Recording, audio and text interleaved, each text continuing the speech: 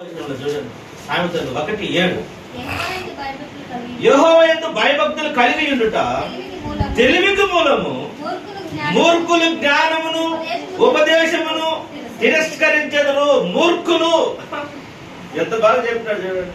అయ్యా మూర్ఖులు మంచి మాట చెప్పి తిరస్కరిస్తారు. నువ్వేదో నాకు చెప్పేది పో అంటాడు. నాకు చెప్పినావు పో అంటాడు. ముందు నువ్వు నీ బిడ్డలు చెప్పుకోపో అంటాడు. ఎవడు వీడు?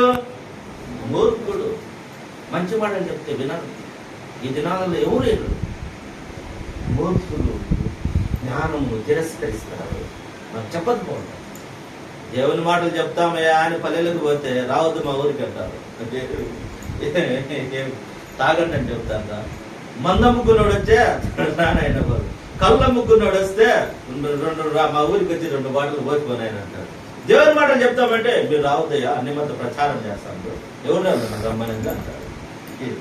మూర్ఖులు జ్ఞానమును తిరస్కరిస్తారు. దేవుని మాటలు మంచి మాటలు చెప్తే వాళ్ళు మగొద్దంటారు.